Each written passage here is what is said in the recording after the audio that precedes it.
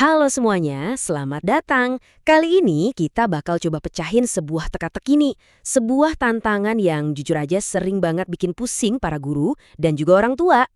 Gini deh pertanyaannya, gimana sih caranya bikin topik yang kelihatannya rumit, kayak coding atau desain gitu, jadi seru kayak lagi main game? Bukan kayak ngerjain tugas yang bikin stres? Nah, ini dia masalah utamanya. Dan ternyata ada jawaban yang mulai kelihatan nih dari sebuah gerakan global yang lagi naik daun di dunia pendidikan. The Maker Movement atau Gerakan Maker. Ini bukan cuma tren sesaat loh, ini benar-benar mengubah cara kita memandang proses belajar. Inti dari gerakan ini itu ada di satu tempat yang namanya Makerspace. Coba bayangin deh, ini tuh kayak gabungan bengkel, lab komputer, sama studio seni. Jadi satu, tempat di mana anak-anak itu nggak cuma nerima informasi, tapi mereka benar-benar menciptakan sesuatu. Oke, teori kedengarannya keren ya. Tapi pertanyaannya, beneran jalan nggak sih di dunia nyata? Nah, untuk itu, kita bakal bedah sebuah studi kasus yang super menarik. Mereka coba terapkan ide makerspace ini ke anak-anak SD. Jadi, eksperimennya berjalan selama 6 minggu. Nah, di 3 minggu pertama, anak-anak ini diajak main-main sama software 3D buat desain gantungan kunci dan hiasan-hiasan gitu. Seru kan? Terus, di 3 minggu berikutnya, mereka pindah haluan. Mereka belajar coding pakai komputer super kecil buat bikin program yang bisa mecahin masalah beneran. Tentu aja, para penelitinya penasaran banget. Mereka punya dua pertanyaan utama.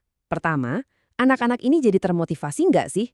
Dan kedua, yang lebih penting, mereka beneran nyemplung dan terlibat nggak sama proses belajarnya? Dan wow, hasilnya jelas banget. Coba lihat deh grafiknya. Soal motivasi kayak minat sama rasa puas gitu.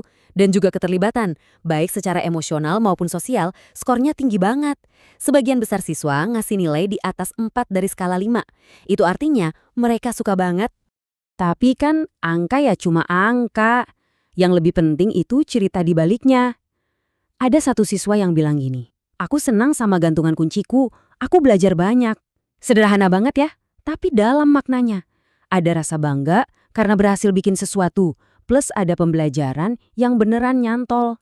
Nah, ini yang bikin kita bertanya-tanya, kok bisa seberhasil ini? Apa sih rahasianya? Gampang banget kalau kita mikir, oh ya jelas lah kan alatnya canggih, ada printer 3D, ada microbit. Tapi ternyata bukan cuma itu, ceritanya jauh lebih dari sekedar alat-alat keren.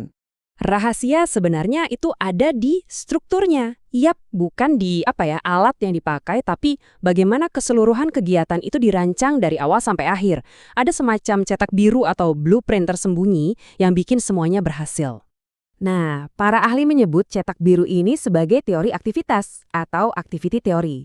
Gampangnya gini, ini adalah sebuah kerangka buat ngerti gimana semua bahan dalam sebuah proses belajar, mulai dari orangnya, alatnya, aturannya, sampai tujuannya, saling nyambung dan bekerja sama buat menciptakan sesuatu yang berarti. Dan inilah dia wujud si cetak biru itu. Kelihatannya kayak diagram segitiga yang akademis banget ya. Tapi jangan salah, setiap sudut dan garis di sini itu punya peran penting. Inilah yang jadi fondasi kenapa program Makerspace tadi bisa sukses. Oke, sekarang ayo kita bongkar satu persatu cetak biru ini.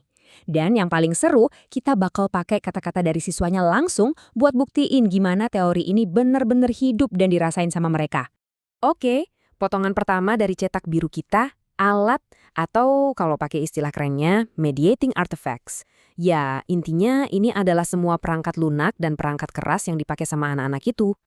Dengerin deh, kutipan ini, keren banget. Ada siswa yang bilang, aku kira pemrograman itu ngebosenin, tapi pakai microbit jadi kayak main game. Aku bisa kerjain sendiri.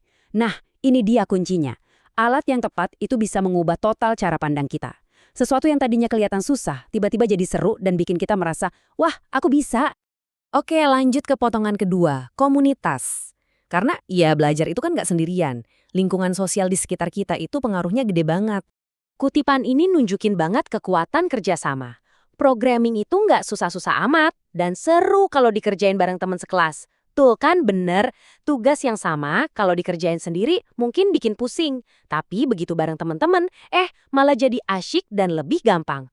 Komunitas itu mengubah tantangan jadi petualangan bareng. Potongan ketiga dari cetak biru ini adalah tujuan atau objects. Maksudnya apa? Maksudnya, harus ada tujuan akhir yang jelas dan nyata. Jadi belajarnya itu bukan cuma buat dapat nilai, tapi buat menciptakan sesuatu yang bisa mereka pegang, lihat, dan banggakan. Dan disinilah keajaibannya terjadi. Ada siswa yang bilang, aku bisa bikin hiasan Natal buat dibawa pulang, ini keren banget. Nah, ketika seorang anak bisa bikin sesuatu yang punya arti personal buat dia, proses belajarnya jadi relevan banget. Tujuannya bukan lagi angka di rapor, tapi sebuah karya nyata yang bikin bangga. Dan yang terakhir, potongan keempat, hasil atau outcome. Ini bukan cuma soal barang yang jadi ya, ini jauh lebih dalam, tentang apa yang dirasakan dan dipelajari sama siswa setelah semua prosesnya selesai.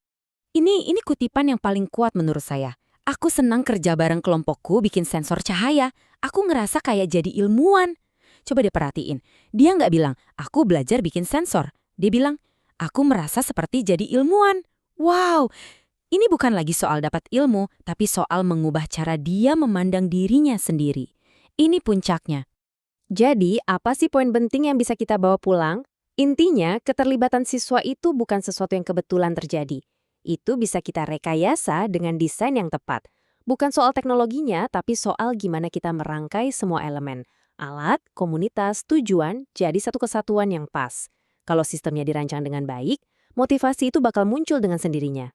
Nah, semua ini akhirnya membawa kita ke satu pertanyaan besar. Kalau kita udah punya cetak birunya, resepnya, untuk bikin lingkungan belajar jadi super menarik dan memberdayakan, terus kita nunggu apa lagi? Gimana caranya kita membawa prinsip-prinsip ini keluar dari makerspace dan menerapkannya di setiap ruang kelas, dimanapun?